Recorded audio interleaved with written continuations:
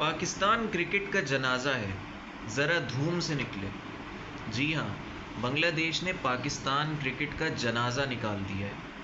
पहले तो ये हो रहा था कि बांग्लादेश पहला मैच तुक्के से जीत गया, पिच सही रीड नहीं हुई। ये फालतू ढकोसलेबाजियाँ बंद कर दीजिए, क्योंकि अवाम जो है वो पागल नहीं है। अवाम सब समझती है।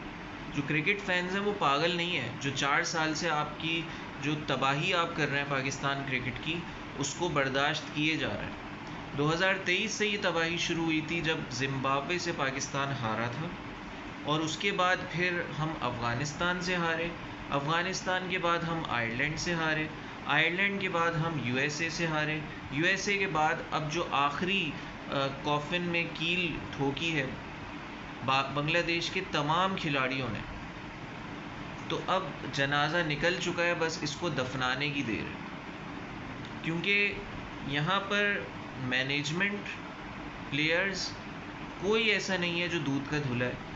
कोई ऐसा नहीं है जो ज़िम्मेदारी लेने के लिए तैयार है। ज़िम्मेदारी सबके ऊपर आयद होती है, चाहे वो मैनेजमेंट हो, चाहे वो बाबर आज़म जिसको खुला छोड़ दिया गया था, जिसको जितनी तबाही मचानी थी मचाने दी गई थी, और कोई पूछने वाला नहीं था। 2016 में मिसबाउल हक ने टेस्ट मेस संभाली थी, टेस्ट मेस उठाया था। टेस्ट मेस का मतलब जानते हैं आप? पाकिस्तान टेस्ट रैंकिंग में नंबर 1 पर था। सितंबर 2016 की बात है, कोई 20 साल पहले की बात नहीं है, 8 साल पहले।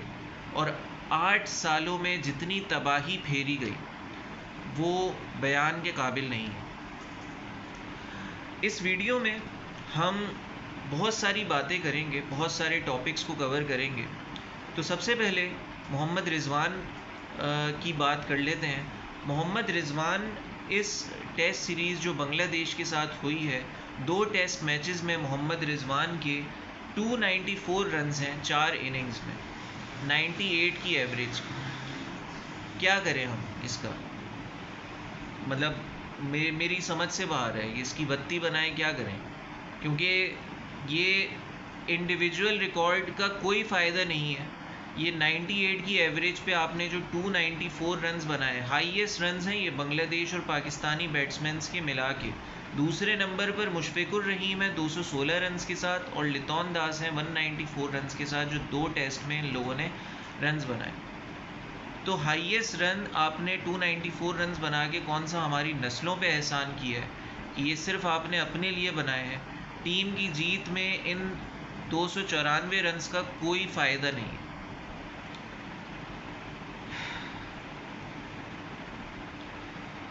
खैर, जो एस्थेटिक्स बनाने वाले हैं, जो नन्हे मुन्ने फैंस हैं, जो कि टिकटॉक के क्रिकेट फैंस हैं, वो इस रिकॉर्ड को भी बहुत अहमियत देते हैं। और जो इनके किंग के चाहने वाले हैं और जो रिजवान के साथी फैंस हैं, वो इस रिकॉर्ड को बहुत अहमियत देते हैं। लेकिन हम शायद बहैसियत कौम इतनी बेहिस हो चुके हैं कि हमने अपने अपने खिलाड़ी, इंडिविजुअल खिलाड़ियों को अपने सर पे बिठा लिया है।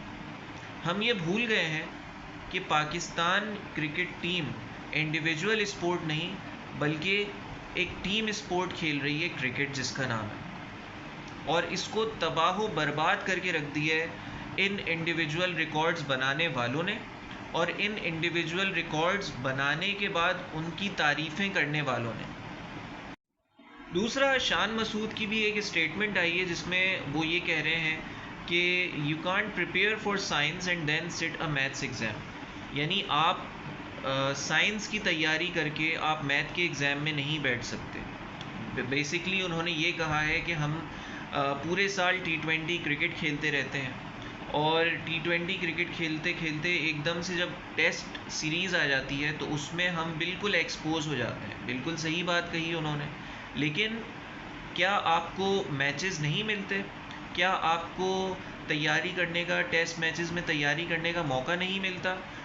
क्यों नहीं मिलता? मैं आपको बताता हूँ। जितने भी टेस्ट मैच खेलने वाले खिलाड़ी हैं, बाबर आजम से लेकर मोहम्मद रिजवान से लेकर शाहीन आफरीदी, नसीम शाह, ये जितने भी पुराने बर्बाद क्रिकेट को बर्बाद करने वाले खिलाड़ी हैं, वो सब बिल्कुल मतलब उनको छोड़ दिया गया है कि तुम्हारी जो मर्ज़ी है करो। डोमेस्टिक क्रिकेट खेलना गवारा नहीं करते। मेरे ख्याल में बाबर आजम ने लास्ट कोई डोमेस्टिक मैच 2019 या 18 में खेला होगा। ये डोमेस्टिक क्रिकेट टूर्नामेंट्स में खेलना अपने आप की तौहीन समझते हैं और फिर ये बकवास करते हैं कि हमें मैचेस नहीं मिलते, हमें तैयारी करने का टाइम नहीं मिलता। कैसे मिलेगा जब आप कनाडा जाने के लिए मरे जा रहे थे, जब आप T20 खेलने के लिए, T20 लीग्स खेलने के लिए मरे जा रहे थे, तो आपको कैसे मिलेगी तैयारी टेस्ट मैचेस के लिए?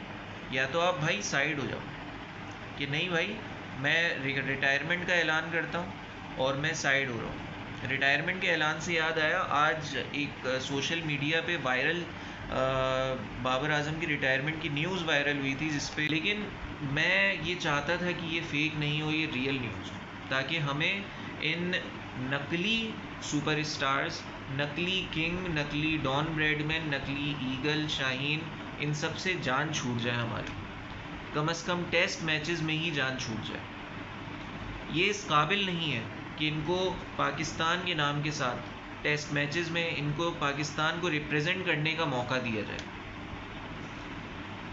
खैर, दूसरी न्यूज़ पर चलते हैं, जो कि एक ख़बर ये आ रही है और सिकंदर बख्श भी एक टीवी चैनल पर बोलते हुए पाए गए हैं कि आप सब छोड़ें, आप सरफराज अहमद को कैप्टन बना दें। नो डाउट सरफराज अहमद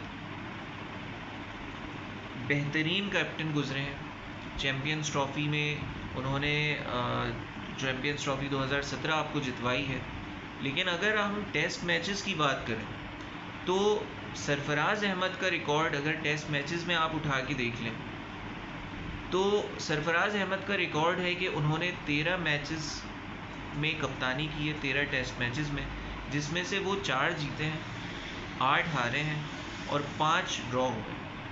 ये कोई इतना ज़बरदस्त रिकॉर्ड नहीं है कि सिर्फ आप चैम्पियंस ट्रॉफ़ी जीतने की बुनियाद पर सरफराज अहमद को कैप्टन बना दें। नो डाउट उनके साथ बेइंतहा ज़्यादतियाँ हुई हैं, लेकिन आप टेस्ट मैचेस की बात कर रहे हैं। T20 के बहुत बेहतरीन कप्तान हैं वो, लेकिन इस उम्र में जब उनको बिल्कुल ही 4 साल उनके ज़ाया कर दिए गए, आप इस उम्र में 38 साल की उम्र में आप उनको कैप्टन बनाएंगे। नो डाउट आपने मिसबाउल हक को बनाया था, वो एक बहुत बड़ा रिस्क था, लेकिन मिसबाउल हक ने अपनी फ़िटनेस से, अपनी परफॉर्मेंस से इस बात को जस्टिफाई किया कि नहीं, वो इस फॉर्मेट को खेलने की अहलियत रखते हैं। लेकिन मेरे नहीं ख्याल कि सरफराज अहमद को अभी कप्तानी देनी चाहिए, बल्कि आपको अभी एक पूरा रन देना चाहिए शान मसूद को।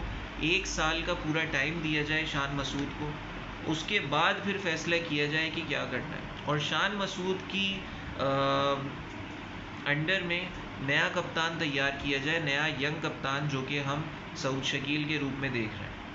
अभी शान मसूद को फ़ौरन हटा देना ज़्यादती होगी, वरना मतलब आप क्या करेंगे? आप जो है वो शान मसूद को अभी हटा देंगे, फिर नया कप्तान लाएंगे, 2 टेस्ट वो हारेगा, उसको हटा देंगे, मतलब क्या चल रहा है? ये मजाक चल रहा है। यही काम आप PCB में जो चेयरमैन हैं उनके साथ कर रहे थे हुकूमत, और अभी भी वही काम हो रहा है। तो इसमें हमें थोड़ा सा सब्र रखना चाहिए शान मसूद को, क्यों ऑल दो नो डाउट उन्होंने बहुत गलतियां करी इस टेस्ट सीरीज़ में, ऑस्ट्रेलिया के ख़िलाफ़ टेस्ट सीरीज़ में बहुत गलतियां करी। एक जीतने वाली पोजीशन से हारने वाली पोजीशन में माइंडसेट और पूरा गेम प्लान चेंज हो गया।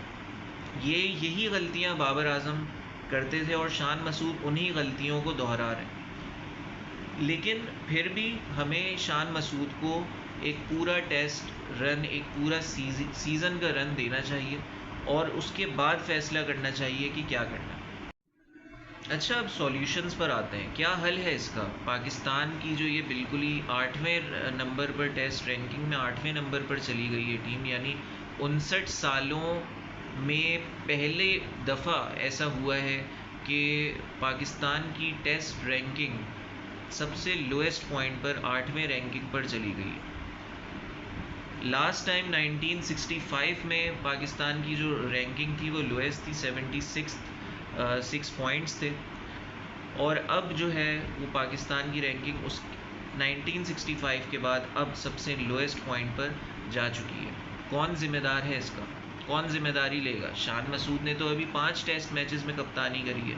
जो 4 सालों से आपने मुसल्लत किया हुआ था एक नकली किंग को, तो सारी जिम्मेदारी तो उन पर आयद होती है। इसके बारे में हम अलग से एक वीडियो में बात करेंगे कि क्यों, किस तरह से बाबर आजम ने तबाह किया है पूरी टेस्ट क्रिकेट को पाकिस्तान की। लेकिन अभी सॉल्यूशन पर आते हैं। सॉल्यूशन ये है कि आप अपने डोमेस्टिक खिलाड़ियों को ज़्यादा से ज़्यादा मैचेस खिलाएं, ज़्यादा से ज़्यादा मैचेस उनको दें। पूरी दुनिया में अगर हम फॉर एग्ज़ाम्पल इंग्लैंड की बात कर लें, हम इतनी मिसालें देते हैं कि इंग्लैंड की टीम को देखें बेसबॉल खेल रही है, ऑस्ट्रेलिया की पिचेस हम लोग बनवाते हैं, लेकिन हम जो अच्छे काम हैं उन पर हम कान नहीं धरते। उनके अच्छे काम क्या हैं? इंग्लैंड की एक डोमेस्टिक टीम 14 से 16 मैचेस खेलती है। काउंटी चैम्पियनशिप नाम की उनकी फ़र्स्ट क्लास टूर्नामेंट होता है जिसमें 14 से 16 मैचेस खेलती है। इतने इनफ मैचेस हैं कि आप हर लड़के को चांस देकर ट्राई कर सकते हो। फिर ऑस्ट्रेलिया की एक डोमेस्टिक टीम 10 मैचेस खेलती है अपने पूरे साल में। उन 10 मैचेस में हर टीम किसी ना किसी खिलाड़ी को यूज़ करती रहती है, ट्राई करती रहती है। इंडिया की टीम 9 मैचेस खेलती है फर्स्ट क्लास की, और पाकिस्तान की टीम अभी 2 साल से 7 फर्स्ट क्लास मैचेस खेलती है। एक टीम पूरे साल 7 फर्स्ट क्लास मैचेस। कितने खिलाड़ियों को इस्तेमाल करेंगे आप, कितने खिलाड़ियों को चांस देंगे आप 7 फर्स्ट क्लास मैचेस में? तो हमें बजाय ये कि 7 बड़े शहरों की टीमों के नाम रखने के, हमें और मुख्तलिफ जितने भी शहर हैं उन सब की टीमें बना के तकरीबन 18 से 20 टीमें आप लॉन्च करें, लड़के सिलेक्ट करें और टूर्नामेंट फर्स्ट क्लास टूर्नामेंट करवाएं, ताकि एक टीम को तकरीबन कम से कम नहीं तो 14 से 16 मैचेस तो मिलें।